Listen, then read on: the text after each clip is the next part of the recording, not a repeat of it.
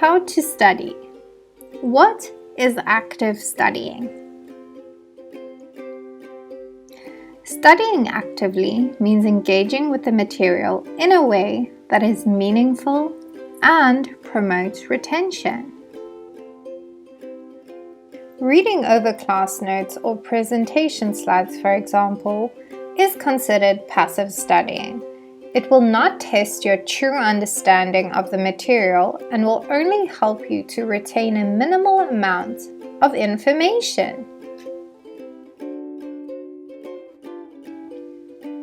Active learning encourages conversation and debate, while passive learning encourages active listening and paying attention to detail. Let's have a look at ways you can practice active studying.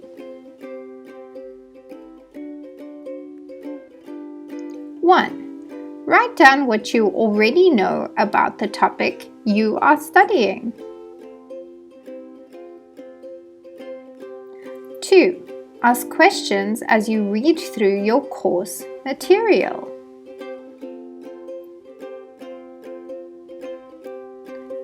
3. Make notes of the main points in your own words. 4. Summarize what you read and make use of keywords and flashcards. 5. Become a teacher and explain what you have learned to someone else. 6. Complete all your course activities, not just the reading part.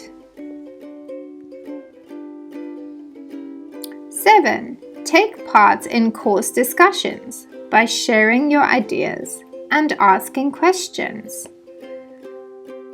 Active learning helps students to become lifelong learners. In an active learning approach, learning is not only about the content, but is also about the process.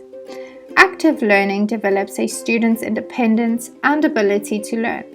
Active learning gives students greater involvement and control over their learning. This means that students are better able to continue learning once they have left school and college.